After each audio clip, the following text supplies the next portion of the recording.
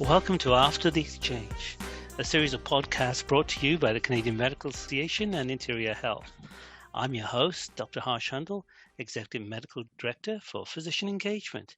And my guests today are Jessica Barker and Marianne Morgan, who just did a great presentation on joy in work.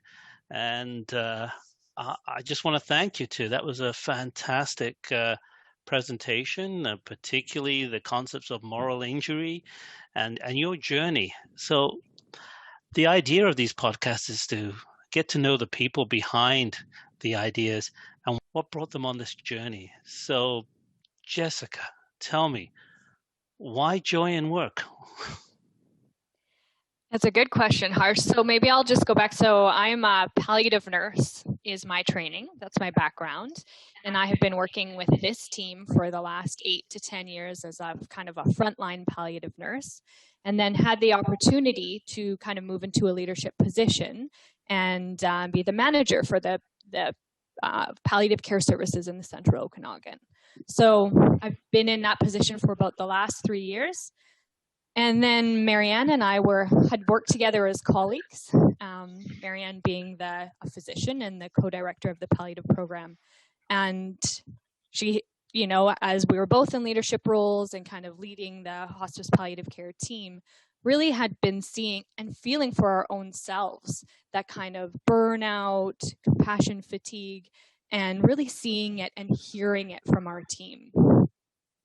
And so I think that just became the conversations we were having as kind of leaders about what we were going to do, feeling it ourselves and knowing what that feels like, feeling it in a leadership position as well, and feeling the impetus to make some change and to, bring this forward and see what it is we could do.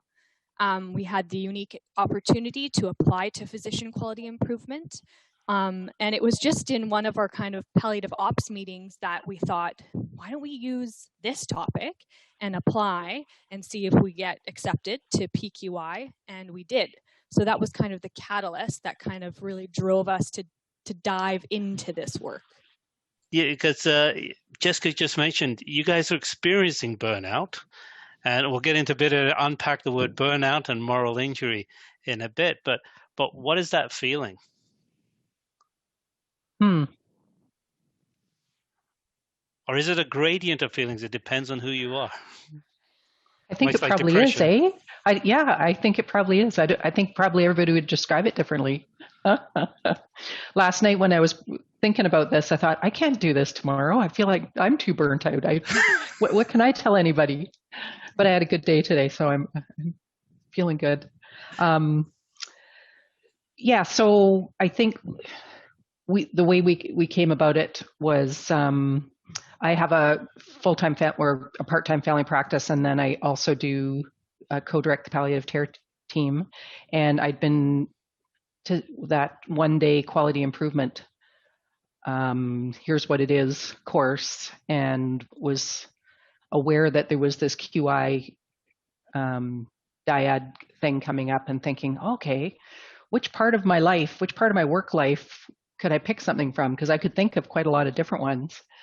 But I think that palliative was more poised for that because we've worked as a team intrinsically for so many years, and we've got a lot of people that have worked in this field for a lot of years. So there was a lot of trust between the team already. And I think there's a lot of other areas within our health authority and our workplaces that it would be tough to get this going, and you'd have to start really slow and engage people. And this was more likely to succeed for us. So you had the perfect readiness for your team, Mm-hmm. right? The firmament was good. You had good soil. So there you are. You go to PQI. What did PQI give you? Like, what did you find during the PQI, the Physician Quality Improvement Initiative experience? So hugely, it gave us time.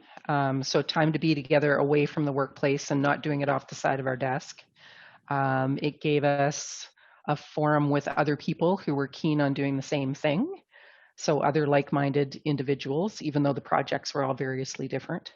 It gave us a whole new set of tools and ways to think about things. It gave us expertise in all of the speakers and our worker bees, advisors, mentors. It gave me funding. What I was trying to say there was, as far as I know, our operational colleagues, our other half of the dyad, were not funded for it. So that'd be something I'd say is really important going forward. It doesn't seem fair to work the operational side of the team and ask them to do after hours work without recompensing them. Yeah.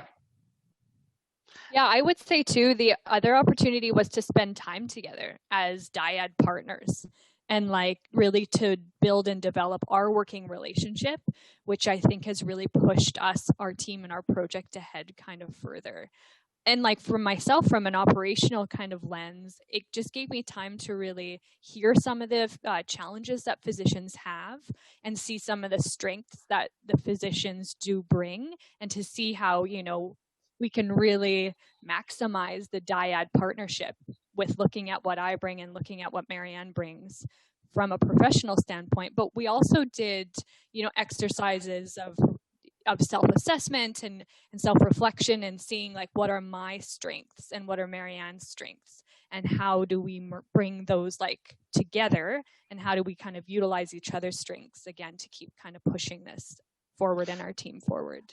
So it really created that space to have reflection, which we in the pre-printed order and making sure that discharges and admissions are happening.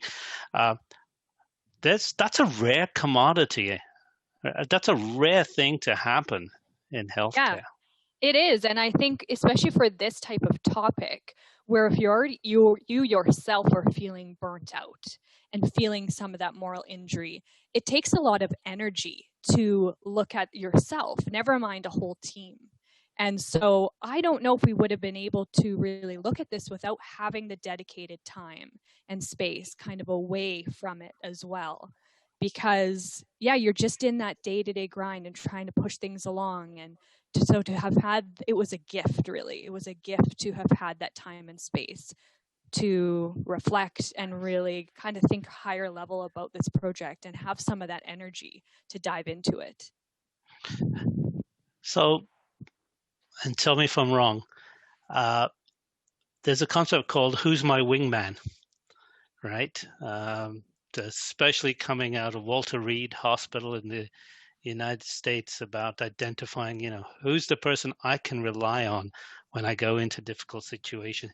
Did you start seeing each other as each other's wingman in this sense? Yeah, I think that's a good description. I was gonna add, I think it built a lot of trust. I think for me, historically, with interior health, physicians and operational people haven't always connected well, and there hasn't been a lot of trust, and we still have issues with information sharing. And could I have a look at that report? No, you can't see that report, and those kinds of things. So I think there were barriers there that we maybe even didn't recognize, that I think we overcame quite a few of those and broke those down. So yeah, I think that was huge. That's fantastic, because then you start having a common worldview, which makes it possible. So there you are. You guys have reflected, you're working through these things, and you start your project and you talk about safety 1 and safety 2 culture. So run through safety 1, because that was the approach you first used, right? Yeah, well, when we started, we didn't know about the concept of safety 1, safety 2, and what was most talked about in the group and what most people's projects were reflected more kind of safety 1 values, which were find the thing that's going wrong and fix it. And yeah, then kind of coming across this concept that, well, actually, when you do it that way, you're hurting those people that you're most trying to help. So yeah, that flipped our project on its head and kind of reflected, we had a lot of emotional ups and downs. There were a lot of times we felt like we didn't really fit there, or we weren't doing our work very well. And yeah, what was wrong that we couldn't find a good measurement tool, and yeah, stressing our own staff out with trying to figure out why they were burnt out. So that negative burnout, Jessica, was there an aha moment? Right, there you are. The stuff you're doing, you're using these measurement tools is actually getting people more upset, right? Yeah. Was there a particular? That was a big. that was an aha moment for sure, of using that ProQual, that professional quality of life survey tool. And here we thought it was going to be great. This was going to be it. That tool's been used all over the world, and it's kind of the leading tool that you use. And we thought, okay, perfect. Let's just do this. And then the aha moments came when it was, wow, this is not working. This is not working for our team. We're causing them some distress. But we're open, it's starting to open up conversations, and at the very least, they're able to tell us that this is not working for them. And so, Marianne and I and Ray, our PQI consultant, we really had, a few meetings of just that, even our own kind of internal distress of molding this around. Okay, this isn't working, but what are we going to do? Where does this put us? And Marianne and I just kept thinking, well, this is not like the other projects. Look at them. They've got measurement tools they seem to be plugging away, and we're really in this, and it's not working the way we had intended. And, looking back on it now, that was what we needed to do. That's where the magic happens, is in those moments when you're actually paying attention, you're listening, your team's feeling safe to tell you these things. And then I will never forget, it was February. It was our last PQI session. And Marianne and I just came into it really just not knowing what to do. And it's a 3-day kind of session. And near the end of it, we had this moment one afternoon where we had papers all scattered all around us. We were using whiteboards. We were throwing things up on the boards, and things were starting to come together. And we had PQI consultants coming over and writing things and, getting us to think of something different, or why don't you think about it this way? And all of a sudden, the project just really started to take a lot more shape. And we kind of had that second push to say, okay, we're doing okay. We're following our guts. We're following our team. And let's just keep kind of moving this forward. And that kind of led us to recognizing we needed to pull our larger team together for a big team kind of dinner, and really at the dinner go to them and say, what do you need? Like, for palliative team wellness, what is it that you guys want to see? What would you like to see in our team? And for those whole 2 hours, we just had an amazing kind of brainstorm session and came up with lots of different things that they kind of wanted to see. So walk me through that what matters to you session. What matters to you is out there in terms of patience, right? And having that question. It's not that often that we actually turn it around and say to the people we work with, what matters to you? How did that start off in that dinner? You're sitting there, right? You've changed your complete approach, right? Yeah, and you know what? We started it off with just a quick presentation and said that. Like we said, we came, you guys completed the survey tool, and thank you. And here's some of the results, because we had that nice little scatter plot of showing all the different results, but it was overwhelming. It was confusing. It was hard to interpret, even for ourselves, never mind, presenting that to a team. So I think we just were human about it. We came with some humility to say, thank you for contributing. Here's what we found out, but here's what we also heard from you. And so, we're coming to you to say, for us as a team, what is it you want to see, and what matters to you. And I think it's also about framing it. And you can, if you open up the question and say what matters to you, that can come with lots of different things. So, and what do we have kind of the locus of control over as well, I think is important. Mm-hmm. And so I think it just started generating some really great ideas. And it was an infectious kind of environment that night, and it was really positive, and I think it just really set the tone for the next kind of phase of our project. So I'm trying to imagine, how did you capture those ideas? Right, I can see it getting into quite the conversation. Were you like sticky noting on the wall, or what ended up happening? We were sticky noting on the wall. We brought them all back to hospice, put them all along the wall, took photos, and just reflecting on the what matters to you conversations. I think it really helped to do other education along the way. So I'd done the Joy in Work course that fall as well. And what really stuck in my head was the the pebbles in your shoe versus the boulders concept, which was certainly when we first started having conversations here, when we brought pizza to the hospice teams and said, so what matters to you? What's important? A lot of the things that first came up were, how come I can't get my holidays in the summer anymore? Why are we always understaffed and overworked and I can't get my breaks? So all of those things that are more systems things that are boulders, and talking about those. But okay, well, those things we can work on together, but what are the pebbles in your shoe that maybe some of those things we can start moving on? So I think we had that in our head when we went to the dinner. We hear that all of these other issues are a problem, and we're going to work on those with you. So did you end up using the appreciative inquiry approach in terms of this to say, what does a good day look like? What things make you happy, and what do you want less of during your day? Yeah, I think we used a form of appreciative inquiry, whether we had kind of named it as that or not. I think we followed principles of that, and have kind of continued that whichever teams we've worked with too. So the other thing I found really interesting was the evolution of starting with the word burnout and then moving to moral injury. Can you tell me, how did that come about for the two of you? I think it was part of that whole thing of it was looking at the negative. It was looking at what's wrong. Why do you feel this way?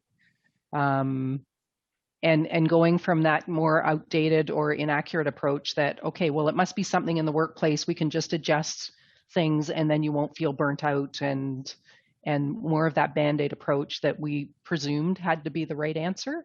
And then the moral injury information was such a aha. Oh, right. We're all working in a system that's not sustainable. We can't change this without changing the system. And we can't really impose, we can't stick Band-Aids on our staff that are really hurting in a system they can't work in. And there's that disconnect as to why people go into healthcare and the values behind that, and what they actually came to do is provide care, and their actual work experience is counter to that. Right. Yeah, right. And I think it was also the shift from blame, right? With the language of compassion fatigue and burnout, it feels so much like I'm doing something wrong.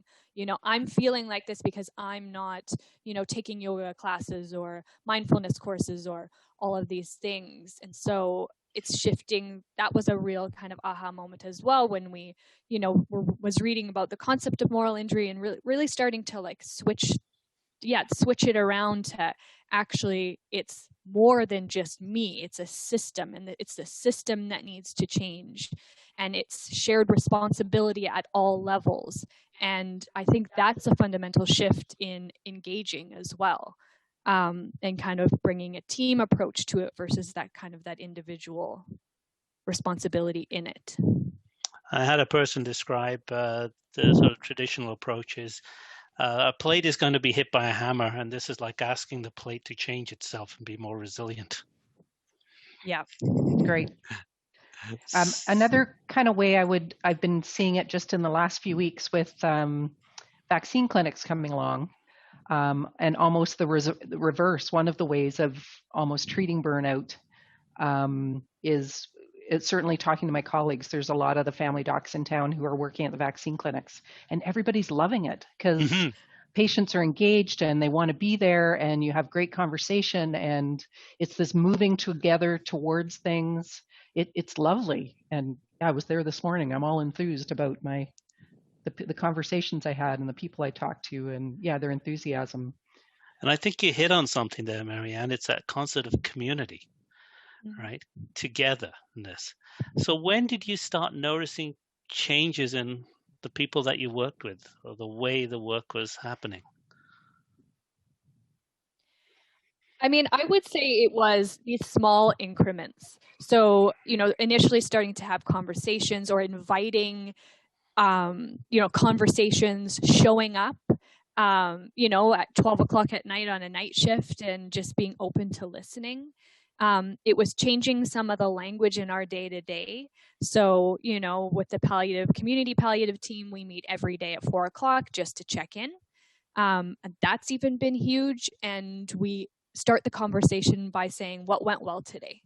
And we actually, leading up to that, actually started out by, okay, what would you have changed? So it's like it was flipping it into the positive and highlighting that.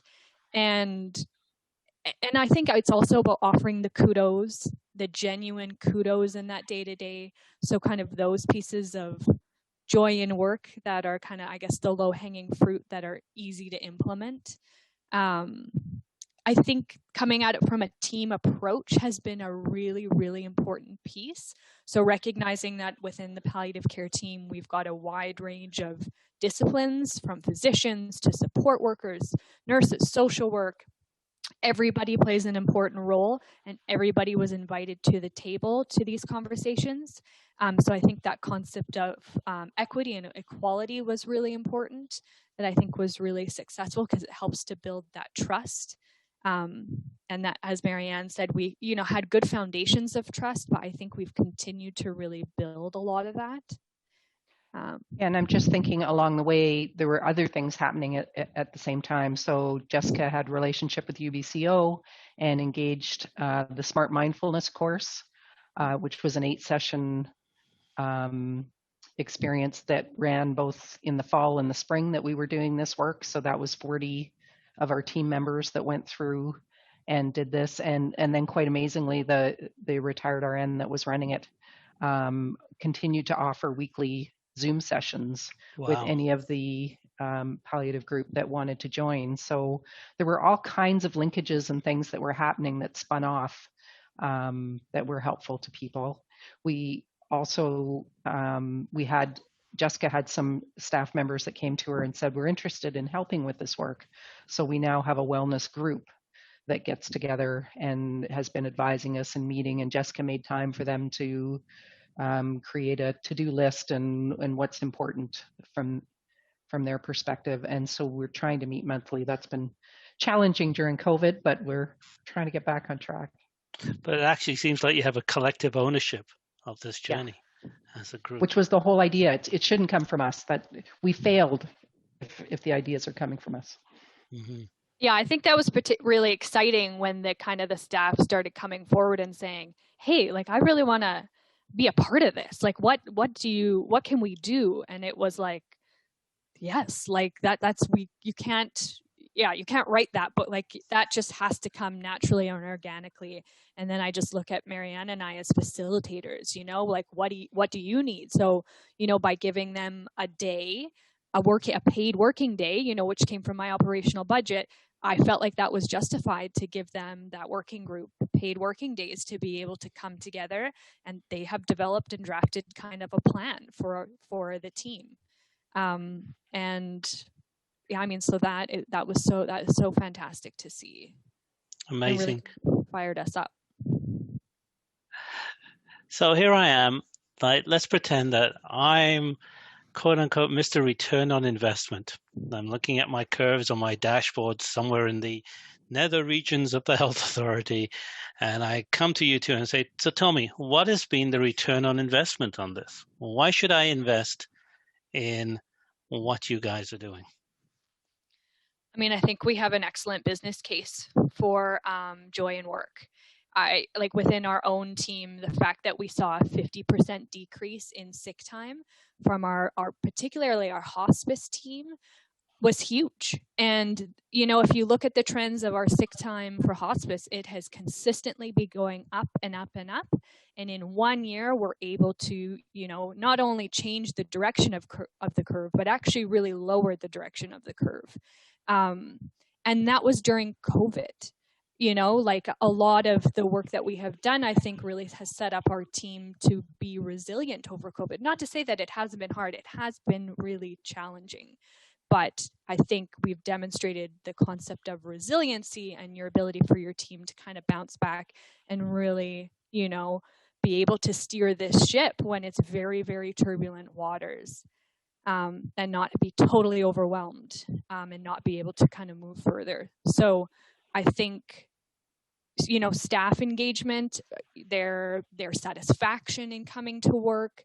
I would say overall that has improved, although that's anecdotal at this point. And I think it would impact our patient and family satisfaction as well and their experience. Fantastic. So, Marianne, what is your hope for this work? What do you want to see? We would love to see Interior Health adopt this kind of approach. We were really excited in being able to reach out, finding connections. The Ottawa Hospital has this embedded throughout their entire hospital. Every group is impacted. They have a whole onboarding system. They have like a whole special system for their MAID team. Every group has some kind of wellness strategy that they do in their daily work. They have an app that they created, worked with Department of National Defense. The other group that I heard about on the Joy of Work column, we haven't reached out to them, is the East London group of hospitals that also has done amazing work. So yeah, surprisingly, there aren't very many places in the world that have really done this well, but there are places that have done this well and have, I think, similar results. And so our hope is, could we figure out the lessons learned from these guys and do it right off the bat, and spread it around, with the caveat that it has to still be generated from all of the small teams from within, but from support from above. So how do you make that change? And Jessica, what are your hopes? I hope that we can make this happen. I hope that we can embed the Joy in Work framework within within Interior Health. And I'm just going to keep driving that shared responsibility, where it's that kind of individual clinician all the way to kind of core leadership, I guess, like operations managers and Marianne being the co-director of the palliative program, and then all the way to senior executive, and that we have the time and space to be able to create this, that it's recognized, and that that fundamental shift happens. I mean, we're coming down now from a third wave of COVID. We're, over 550 days into this. People are tired, teams are tired, systems are exhausted, and I'm worried. I'm worried about the state of the nation. And I think this call to action is now more than ever. And so that's my hope. I hope we take that call to action. And I hope that we, particularly Marianne and I and our palliative team, we can push this further.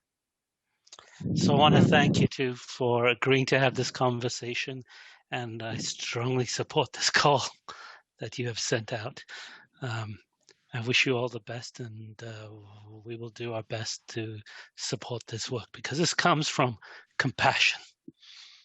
This comes from the idea that it's compassion for the people we work with, the people we care with, and doing something with that compassion. And that's the essence of QI. And that's the essence of healthcare.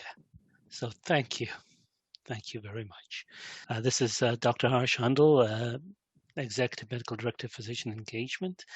And I'm happy and humbled to have Jessica Barker and Dr. Marianne Morgan talking about their journey. And I'd like to again acknowledge that we have met on the traditional and unceded territories of the 7 First Nations of the Interior, and I acknowledge the contributions of the Métis of BC. And I wish to thank the Canadian Medical Association and Interior Health for supporting these podcasts. Have a good evening. Stay safe.